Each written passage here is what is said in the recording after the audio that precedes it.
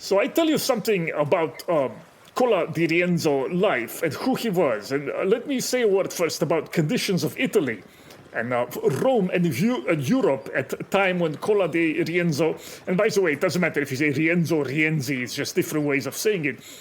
In the 1300s, end of Middle Ages, you can say, when this happens, already start of Renaissance, maybe in Italy, almost, during the life of Petrarch, the great poet.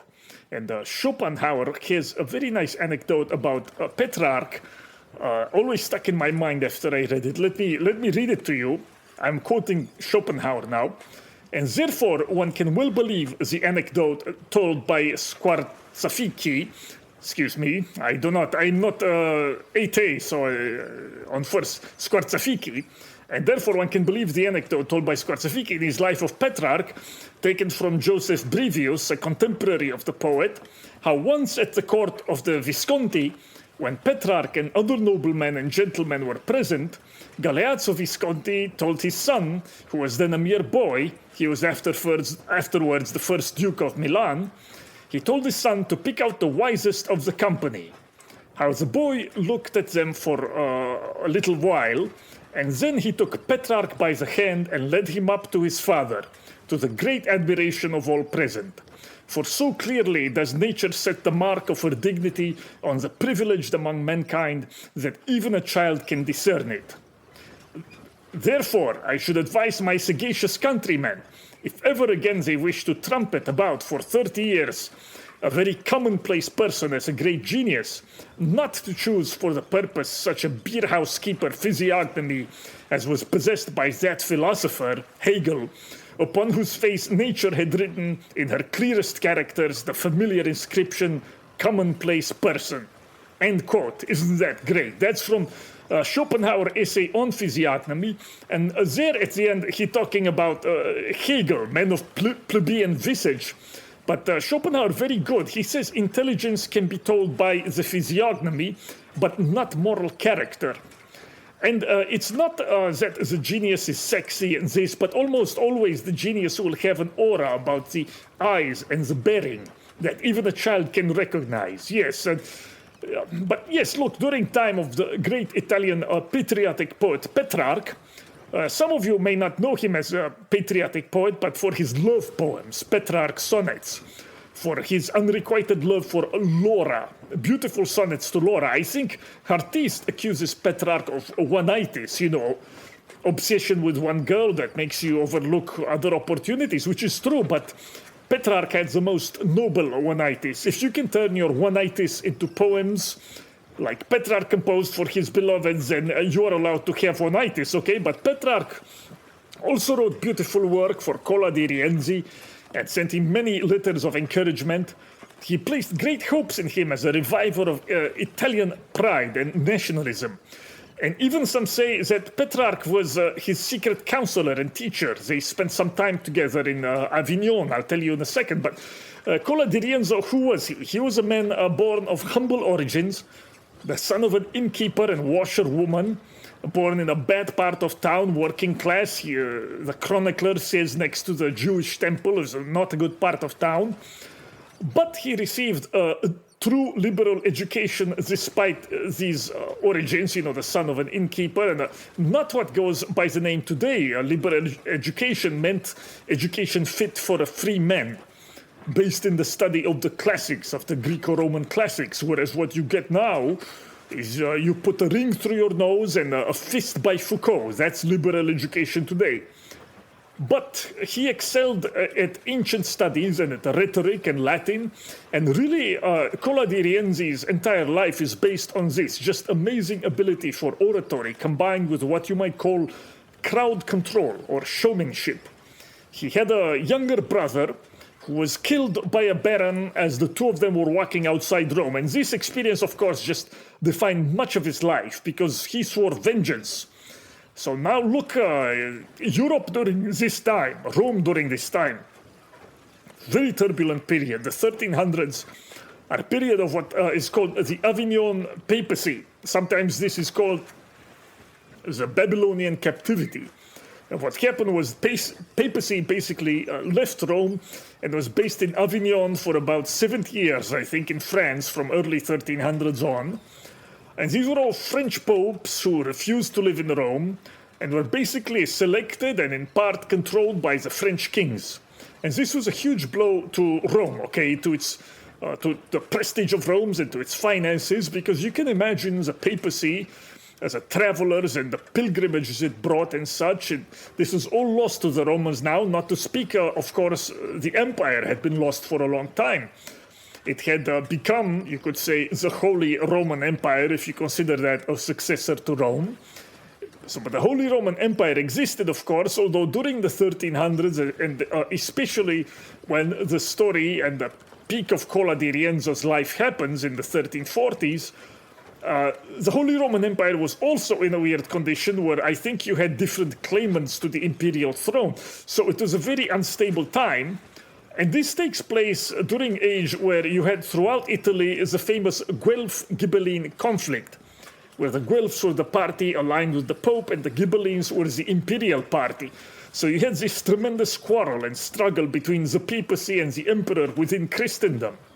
Do you understand how much of this simple history that used to be known by all is forgotten or never learned by those who make pronouncements now about European civilization or white privilege or this? Do you see this? But people who assume some kind of monolithic European conspiracy throughout history to suppress the other or something insane like this, and who have no idea about these rifts within Christendom that in large part defined its character. I mean, tell me where else in the world you have this struggle between the secular emperor who claimed he was ruling according to necessity of state and of nature, and on the other hand, the high priest and the clerical class that claimed to answer to a different law. Tell me where else you have this. But in any case, during this time of mid-1300s, Rome experiencing serious decline as a city, impoverished, the papacy is in France in exile, the city poor and full of violence, with oligarchs and the barons, as they are called, constantly at each other's throats and full of contempt for the people.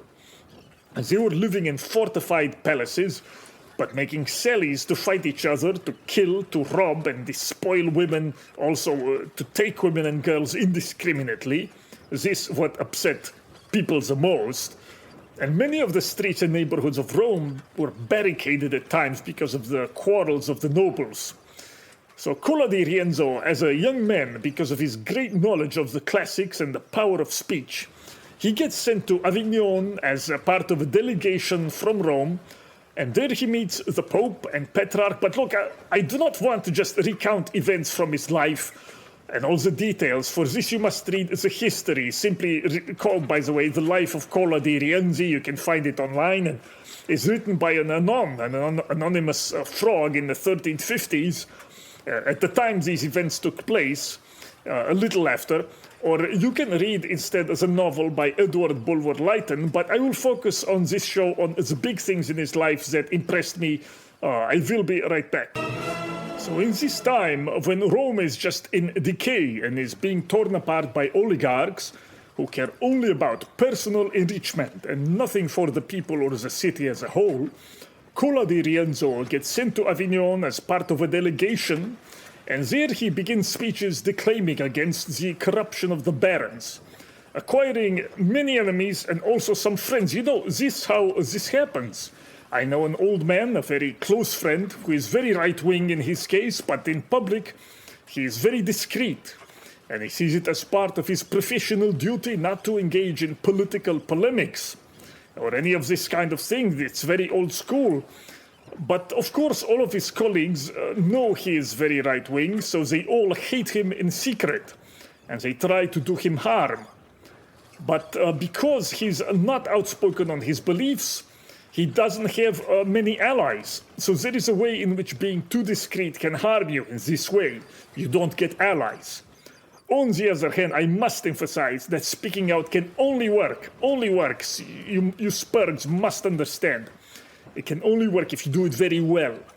And I'm actually all for people, and I mean public people only, taking positions like Tucker Carlson, and even far more extreme than Tucker. Tucker's not extreme, he's a normal guy, but people should take extreme position, but you have to be able to argue it well, to make the case powerfully, to win argument, and that is very rare.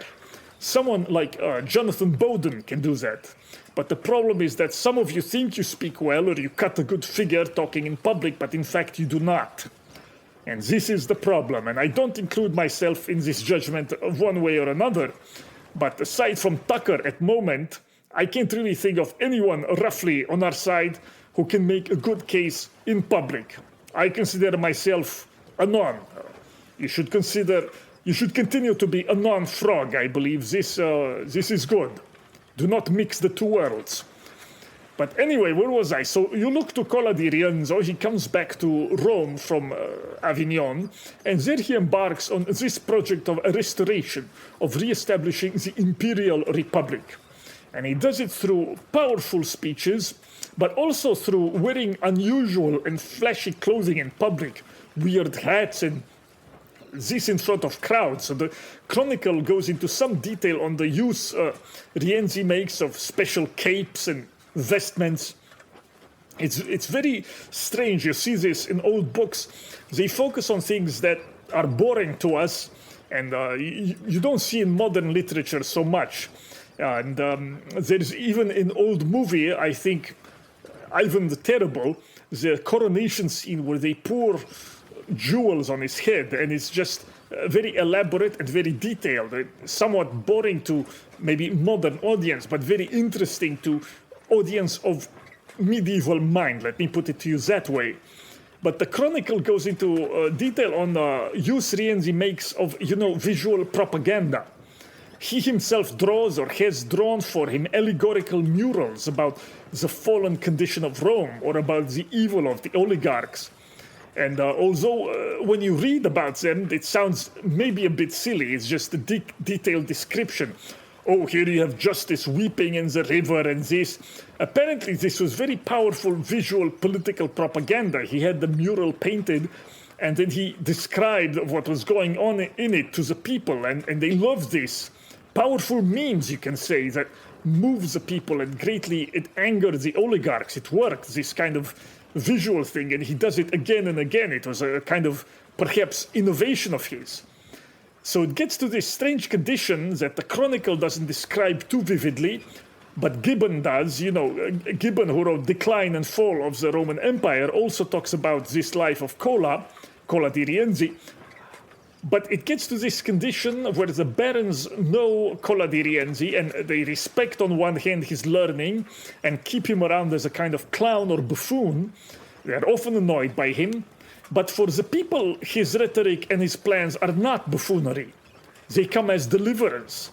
They sound as hope of salvation, and they are taken very seriously by the people. I mean, he wore green capes and all this flashy stuff, so it's like the people don't know what to think. They don't know what to make of him, but the Roman people are in a very difficult condition. And if I got anything from this chronicle, is that revolution is basically going to take place only when people are afraid to go outside their homes, okay? That's what makes for regime change.